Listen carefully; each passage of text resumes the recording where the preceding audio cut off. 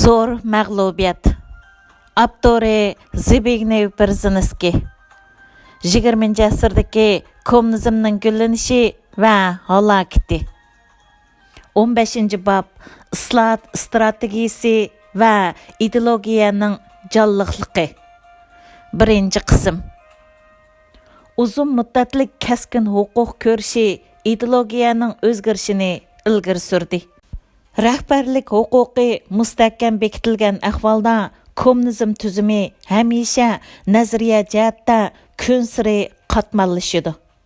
Bürokrat guruhning mutassibligi va an'anaviy dogmachilig'i bir-biriga mos kelgan dogmachilik tiklanib bo'lgan hokimiyatga qonunliq tonini yapti. Hokimiyat belgilanib bo'lgan dogmachilikni qo'g'didi. Ammo Jungo Stalinizm hukmronligidagi 25 yildan ortiq qattiq qo'l Stalinizmni boshdan kechirmagan. Brezhnev davridagi 20 yilga so'zilgan qatmallashgan Stalinizmni boshdan kechirmagan. Jungoning ideologiyasi Sovet ittifoqininkidek o'lik emas. Mavzudong siyosatidami necha qatim cho'ng takrorlanish yuz bergan. Mavzudongning umrining oxirida salomatligining yomonlashishi 20 yildak siyosiy ma'lumotchilikni keltirib chiqardi. Bu mezgilda yana varislik huquqini talashib, dahshatli kurashlar uzilmay yuz berdi. O'tkir huquq ko'rishini oxirigacha elib esaq, faqatli shaxsning mavjudligini saqlash uchun qilgan hayot-mamotlik elishish deyishga bo'ladi. Buni kommunizm tuzumidagi siyosiy kurashning dahshatligi belgilagan. Bu xildagi huquq ko'rishida ideologiya hamisha ojiz kuchlarga yem bo'lish prinsipiga bo'ysunadi hamda kurash quroliga aylanib qolgan. Şoňa huquqning ehtiyojiga asosan ideologiyaga pat-pat qaytadan tushuncha bersa bo'ladi. Yuqorqilarning hammasi aksicha pragmatizmni yanama ilgari surishga ishik ochdi. Ishlab chiqarish nisbati va unumdan iborat umumyuzlik iqtisodiy masalalarmi marksizm, leninizm ideyasida ching turganlarni barg'ansir yo'l qo'yishga majbur qildi. Bu jarayonda nazariya suslashdi. Xuddi yuqorida tasvirlangandek har xil o'ngsizliklarni boshdan kechirgan islohot 70-yillarning oxiridan boshlab izchil kuch to'pladi hamda 1987 yil ochilgan 13-qatimliq partiya vakillar qurultayida yuqori pallaga yetdi. Bu qatimqi vakillar yig'ini muhim tarixiy voqea bo'lib, 3 jihatda diqqatni tortdi. Birinchi qurultay Jungoning buningdan keyin nazariyaviy ta'limot orqali qurilish qilishga texmi oz tayindiganligini umumyuzlik ta'kidladi. Birla vaqtda Deng Xiaopingning o'zining huquqini mustahkamlash mazgilidagi islohot qo'lga keltirgan muvaffaqiyatlarni baholadi.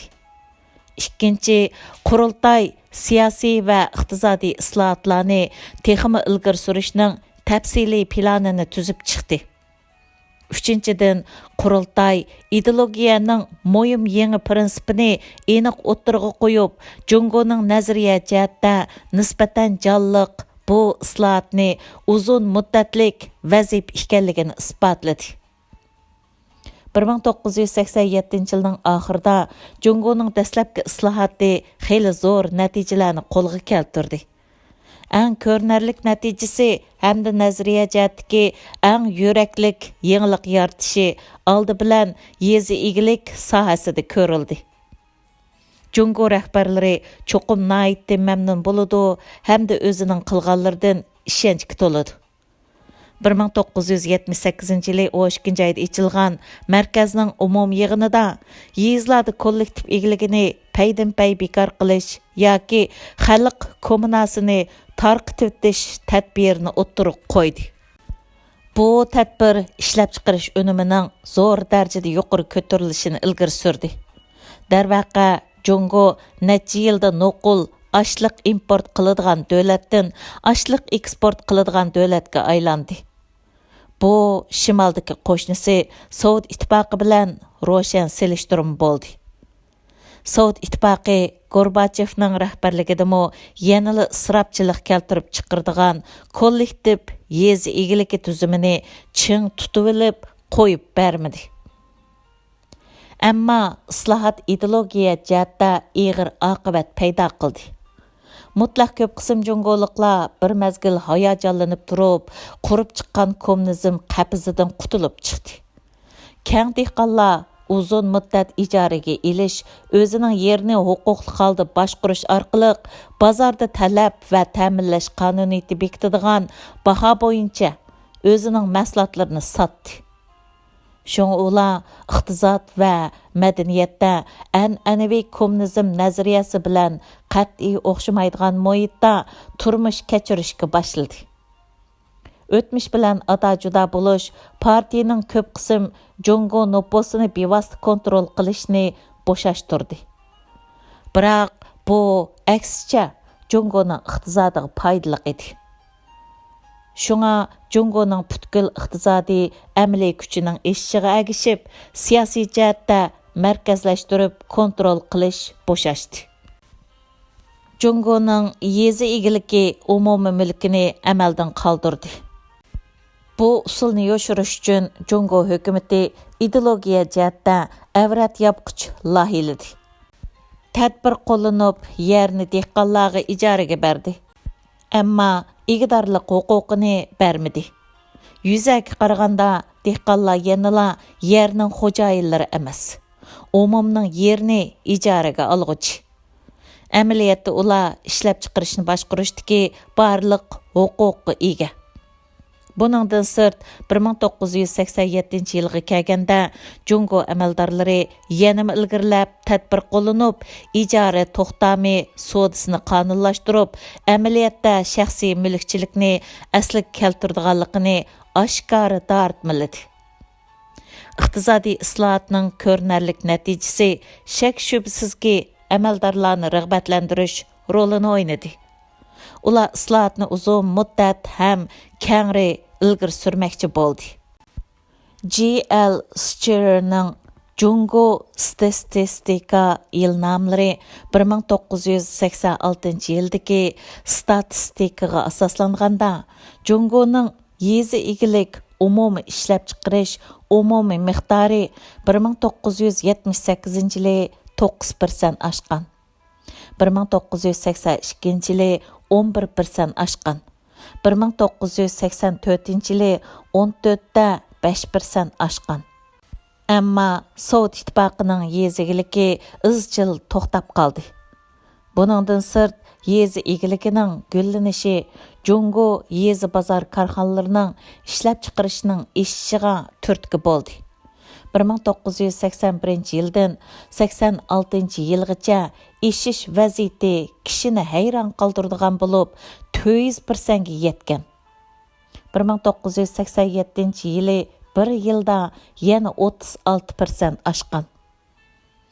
70 yillarning oxiridan buyon boshqa sohalardagi islohotmo o'xshashli yo'lga qo'yildi. Umum jihatdan aytganda, garchi bir vaqtda yoshurun xatar signallari ko'rilgan bo'lsa-mu, o'xshashli kishini xushal qiladi. Yezi egilik islohotini boshlagan vaqtda Kompartiya rahbarlari ulug'vor yangi sanoat planini tuzib chiqib, Deng Xiaopingning ikkinchi zamonaviylashtirishni amalga oshirmoqchi bo'ldi. Partiya geziti Xalq gezitining 1978 yili 3-oyning 9-kunidagi nishoniga asoslanganda, ikkinchi zamonaviylashtirish bekitgan nishon eng taraqqiy topgan kapitalistik davlatlarning sanoat ishlab chiqarish miqdoriga yaqinlashish, yetishib olish yoki eshib ketish ekan. Ammo Deng Xiaoping va uning qo'llovchilari bu nishonning bak yuqori ekanligini tezli his qilib oldi. 1982 yili Huagofengni rahbarlik gruppasidan tozalab chiqargandan keyin Deng Xiaoping bu ulug'vor sanoat planining ko'lamini taraytdi. Bo'libmi ig'ir sanoat jihatda taraytish ko'lami texmi cho'ng bo'ldi. Deng Xiaoping ideologiya jihatda o'tmishdagi nazariyaning boyun turqidan yana bir qatim zo'r darajada qutulib chiqdi. U yenik sanoat hamda gullangan yezi bozor sanoatini texmi oldiga qo'ydi. İşlarning mo'yim yoki mo'yim emaslik tartibiga qarta cho'ng o'zgartish qilish kishini ilhomlantiradigan unumga erishdi. Bu natijalar yana Jungo rahbarlarining 1984 yili 10 ayning 20 kuni Jungo Kommunistik Partiyasi Markaziy komitetining iqtisodiy tuzilma islohotiga aloqador qarorini e'lon qilishini ilgari surdi. Bu qaror qo'llangan tadbirlarni rasmiy muayyanlashtirdi. Yana partiyaning ئىدېلوگىيەنىڭ جۇڭگو تۈزۈمىگە بولغان تەسىرىدىن يەنىمۇ ئىلگىرىلەپ قۇتۇلۇپ چىققانلىقىنى ئىپادىلەپ بەردى. ئىگىلىنىشىچە، قاراردا پۈتكۈل جەمئىيەتنىڭ گۈللىنىشى ۋە كۈچىيىشىنىڭ بىردىنبىر يولى كۆرسىتىلگەن. قاراردا نەزەرىيە مەسىلىسىنى ناھايىتى ئاز تىلغا ئالغان بولۇپ، قىلىشقا تېگىشلىك بولغان كونكرېت ئىسلاھاتنى كۆپ قېتىم تىلغا ئالغان. قاراردا تۈزلۈك قىلىپ، ھەر قانداق دۆلەت ئورگىنى bu ahvollarni butunlay tushunish va tezlikda moslashishi mumkin emas. Hozir korxonalar nisbiy mustaqil, haqiqiy iqtisodiy gavdaga aylantirishning foydali payt ekanligini bildirgan edi. Mustaqilligi bo'lgandala, korxonalar xizmatchilarni qabul qilib va yollab, zarur xom ashyolarni setib olib, maosh saviyasini qaror qilib va mahsulot bahasini bekitib, davlatning bir tutash planini tamomlagandan keyin va davlatga boj topshirgandan keyin erishgan foydani qaytadan mablag' silish va alohida nishonni bekitish uchun sarf qiladi. Yuqorqi islohotlarni qilish bilan birga kichik tipdagi shaxsiy ig'dorlik korxonalari bo'libmi iste'mol sohasidagi korxonalarni echishga ruxsat qilishga boshladi. Davlat egiligidagi korxonalar yanala davlatning butkul iqtisodiy planiga asosan faoliyat qiladi. Jonliqligi ojiz, iste'molchilarning talabini qondirmoqi nihoyat tas. Shaxsiy korxonalar ijtimoiy va iqtisodiy funksiyani joriy qildirib, davlat egiligidagi korxonalar o'ttisidan chiqolmaydigan nurg'un bo'shliqlarni to'ldirdi. Mubada bu darvoza echib etilsa, Jungo xalqining an'anaviy ishchan va tirishchan ro'yi darhol ifodalanib chiqadi. Amerika Markaziy axborot idorasi 1988 yili 4-oyda parlamentga yo'llagan bir dokladda deyilishicha, 1987 yilgacha 300 ming shaxsiy korxona, 20 million yakka tijoratchi borliqqa kelgan. Dal 1978 yili Deng Xiaoping ko'rsatib o'tganidek, yezi egilik va sanoatni zamonaviylashtirish, to'tni zamonaviylashtiriishning ochqichi. Bu ikki liniyadagi islohot dunyoga, bo'libmi taraqqiy qilgan g'arb dunyosiga keng echivitilgan shart ostida elib beriladi. Deng Xiaoping va qo'llag'uvchilarining qarashicha, strategiya va iqtisod sabablik cho'qim echivitishni yo'lga qo'yish kerak ekan. Gerçi ikki tarafning Tayvan masalasidagi ixtilofi davomliq mavjud bo'lsa-mu, Amerika bilan siyosiy strategiyalik munosabatini ehtiyotchanlik bilan taraqqiy qildirdi. Amerika bilan iqtisodiy munosabatining taraqqiyoti texmi tez bo'ldi. Qo'shnisi Yaponiya bilan bo'lgan munosabati texmi shundoq bo'ldi. Bu xildagi munosabatni davomli taraqqiy qildirish uchun Jungo rahbarlari o'zlarining ideologiyadagi jonliqligini yana ifodaladi. 80-yillarning beshida ular Jungoning dengiz bo'yi rayonlarida bo'libmi Shenzhen, Shantou va Xiaminda atalmish necha iqtisodiy alayda rayon qurdi. Bir yurish, e'tibor berish siyosati va o'zini boshqarish huquqi. Yani bu usul ideologiyadagi ixtilof berish orqali chet elliklarni alayda rayonlarda iqtisodiy faoliyat qilishga rag'batlantirdi. Mundaq qilish amaliyotda Jungo iqtisodining ichki qismida kapitalizmning bexatarlik orolini qurdi. Deng Xiaopingning maqsadi Jungoning tashqi savdosini taraqqiy qildirishdir. Jungo rəhbərləri ən axırı Sovet İttifaqlıq yoldaşlarına qaraganda xalqaro savdoning dövlət içi taraqqiyotының hərəkətləndirgüç күчі bo'lib qilish mümkünligini hamda buni asosliq hərəkətləndirgüç qilg'ili bo'ladiganligini sezgurlik bilan to'nib yetdi. Jungoning Tinch okean rayoni atrofiga joylashgan necha qo'shnisi yaqinqi necha yilda ondan uchqandek taraqqiyotga erisha oldi. Ammo bu savdoni taraqqiy qildirish uchun Jungoning iqtisodda cho'qim jalb qilish kuchi bo'lishi kerak. Deng Xiaoping iqtisodiy alayda rayon qurish va davlat ichi islohotini ilgari surish orqali bu nuqtaga yetmoqchi bo'ldi.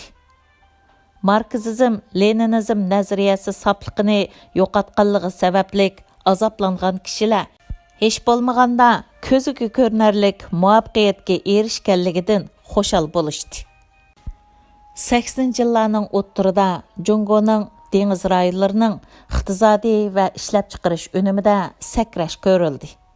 Bu rayondagi shaharlarda ko'rinarlik va kishini ruhlantiradigan o'zgarish ko'rildi. 1978 yildan hozirgacha Jungoning milliy ishlab chiqarish umumiy qiymati bir hassa oshdi. Tashqi savdosi 1982 yildan boshlab har yili 15% ga yaqin oshdi. 1987 yili Jungoning eksport sommasi 25% o'rildi. Hamda Jungoning tashqi savdosi obyektiv ko'lamga yetib 80 milliard Amerika dollar bo'lib, 1978 yildagining 4 hassiga barobar keldi. Buning bilan birga Jungo zo'r turkumdagi talantliq hamda siyosiyda nisbatan ishonchlik o'quvchilarni chet ellarga chiqib o'qishga ruxsat qildi. Bu usul Jungoning sirtqi qarta echirtilganligini tushuntirib qolmay, muhim nazariyaviy va amaliy ahamiyatga ega. Natijada ideologiyadagi bevosita kontrolliq saqlanғыл bo'lmaydigan holda ziyonga uchirdi. Gerçi hukumat yanıla sal ikkilangan, ba'zida andish qilgan bo'lsa-mu, bu bir yo'l qo'yishdir. Yo'l qo'yishning maqsadi g'arbning ilg'or fan texnikasiga erishish uchundir. Bu nuqtani eng yaxshi tushuntirib berdigini Jungoning ideologiya jihatdagi eng ashaddiy dushmani Amerikaga avatgan o'quvchilari eng ko'p. Mo'lcharga asoslanganda 1987 yilgacha taxminan 27 ming Jungolik o'quvchi Amerika universitetlarida o'qigan. Sovet ittifoqida o'qigan o'quvchilari faqat necha 10 bo'lgan. Harvard universitetining 1988 yildagi dokladida deyilishicha, Beijing universiteti butkul dunyoda Harvard universitetiga aspirant ta'minlab beradigan 10 universitetning biri bo'lib qolgan. Tez suratda yurgizilgan islohot, ideologiyadagi jonliqlik hamda birli vaqtda kunsir murakkablashgan iqtisoddagi davlat egiligi qismi bilan shaxsiy egilik qismi duch kelgan avorchilik muqarrar bir qism ziddiyat va qiyinchiliklarni paydo qiladi. Shunga 13 qatimliq partiya vakillar qurultiyi partiya rahbarlaridan faqat qo'lga keltirgan natijalarni hisoblamaslikni, yana islohot paydo qilgan masalalarga ahamiyat berishni talab qildi. Bu qiyinchiliklar Jungo rahbarlaridan chekinishni yoki botirlik bilan texmi ulug'vor islohotni ilgari surishni qaror qilib, islohot suratining aslab qilishi, arsalda bo'lib olg'a bosolmasligi, hatto eng oxirida butunlay to'xtab qolishdan saqlanishni talab qildi. Ular davomli islohot qilishni tanladi. Shunga bu qitimqi vakillar qurultiyi kelarki qadimki islohotni aniq bekitib qolmay, yana muhim ideologiya nuqtai nazarini sharhlab, Jungoning umumyuzlik islohotining to'g'ri ekanligini isbotladi. Bu islohotlarni yurgizish undaq oson ish emas. Bir qism xatarlik signallarning ko'rilishi bu nuqtani yana ilgirlab isbotladi. Yezigiligi jihatda umumiy mulkchilik tuzumini bekor qilish usuli oilani birlik qilgan kichik tipdagi yezigilik oilalarni zo'r miqdorda barliqqa keltirib 180 millionga yetdi. Ularning ishlab chiqarish unumi bir mezgil shiddat bilan oshdi. Keyin ularning teriqchilik zemini kichikliganlikdan ko'lamlik shug'ullanishga amalsiz qoldi. Natijada yezigilik ishlab chiqarishi texmi zo'r darajada eshishi nihoyat tasga tushdi. Nihoyat aniqki, cho'qim ma'lum shakldagi birlashmaga rag'batlantirish kerak. Buningdan sirt ishlab chiqarish normasi va bozorni markazlashtirib boshqarishni bo'shatganlikdan nurg'un dehqonlar ochliq termay, texmi foydali iqtisodiy ziroatlarni terishga boshladi. Bu sababli kelib chiqqan mol bahosining uchqandek o'rlishi Jungo doiralarining shahar bozor iste'molchilariga to'liqlama berishini zo'r darajada oshirib, kun siri ig'irlashayotgan pul paxalliqining iste'molchilarga keltirgan ziyinini to'liqlashga majbur qildi. O'xshashla cheriklashishmo bargan sir ig'irlashayotgan masalaga aylanib qoldi. Shaxslar egiligidagi korxonalar tuyuqsiz ko'payganlikdan hamda chet el kapitali eqib kirganlikdan bo'libmi yangi iqtisodiy alayida rayonda Jungoning nurg'un amaldorlari tezlikda beyishning ozdirishiga taqobil turolmadi. Jungoning gizlari bir qism ishlarni xabar qilgan bo'lib, amaldorlarning atkaschilik, aldamchilik hamda tap tortmasdan payda undirishi davlatni necha million Amerika dollari ziyonga uchratdi. Bir qitimliq ziyon 1 milliard Amerika dollaridan oshgan. Ishlab chiqaruvchilar va iste'molchilar bozori ishtik tovar va xom ashyoga ega bo'lish uchun pora berishi va elishi umumyuzlik mavjud hodisa bo'lib qoldi. Yiqilg'u qatorliq iqtisodiy boyliqlarni taqsimlash jarayonida siyosiy huquqni qalaymaqan ishlatish va orqa eshikdan mengish hodisasi hamma yerda uchraydi. Yuqorqi barliq ahvollar partiya rahbarlarining 1986-yili 1-oyda bir maydon partiya stilini tuzash harakatini qo'zg'ishiga turtki bo'ldi. Ammo ishlab chiqarish materiallarining taqsimlanishini bozor kontrol qilib qolmay, yana partiya va davlat organlari qaror qiladigan bo'lsa, cheriklashish hodisasi davomliq mavjud bo'lib turadi. Eng oxirgi ham nisbatan muhim masala bo'lsa, markazlashtirib kontrol qiladigan baho asosida qurilgan iqtisod bilan bozor iqtisodining o'rtaq mavjud bo'lib turish vaziyati Jungoning planlash xizmatlarini o'zini o'zi boshqarish huquqi bargan siri zo'rayotgan davlat egiligidagi korxona boshliqlari va direktorlarga o'z iqtidorini namoyon qilayotgan yangi shaxsiy korxonchilarga hamda chet ellik savdogarlarga g'oyat zo'r ma'lumotchilik keltirib berdi. Baho tuzilmasining ma'lumotchiligi ig'ir iqtisodiy qiyinchilik paydo qilishning manbasi hamda bu ma'lumotchilik yana intayin xatarlik pul paxalliqini keltirib chiqardi. Jungoni bu qiyinchilikdan qanday qutqizib chiqish yanala Jungo rahbarlari duch kelgan ularning orasiga bo'lgunchilik selayotgan eng cho'ng nazariya va iqtisod masalasi bo'lib qoldi. Siyosiy masalalarni ko'rilishga boshladi. Birinchidan, markazlashtirib kontrol qiladigan siyosiy muhitda iqtisoddagi tarqoq egilik bilan shug'ullanish nima qilishini belgili bo'lmaydigan qiyin ahvolga tushirib qo'ydi. Tarqoq egilik taraqqiy qilib, belgilik darajaga yetganda muqarrar holda markazlashtirib kontrol qilinadigan siyosiy tuzilma bilan to'qinishib qoladi. Jungo rahbarlari cho'qim tarqoq egilik jihatda yo'l qo'yishi yo siyosiy kontrol qilishda murassalashishdan birini tanlash kerak. Siyosiy sapdan chekinish partiyaning ma'muriy jihatdagi rolini yanama ilgirlab ojizlatishdan derak beradi. Ikkinchi masala birinchi masala bilan munosabatlik bo'lib, partiyaning rolini yanam ilgirlab cheklashi, o'xshamagan siyosiy qarashlarni oshkor e'lon qilishga yo'l ochdi. O'quvchilar va ziyolilarda o'xshamagan siyosiy qarashdagilarning paydo bo'lishi bu masalani texmo gavdalantirdi. 80-yillarning oxirida yanam ilgirlagan siyosiy erkinlashtirishni talab qilish sadolari texmo avjiga chiqdi. Partiyaning rahbarlariga nisbatan aytganda, taqat qilg'ili bo'lmaydigan siyosiy erkinlashtirish talabi taqat qilg'ili bo'ladigan iqtisodiy islohot paydo qilgan, kishini azoblaydigan qo'shimcha mahsulot. Davomi bor.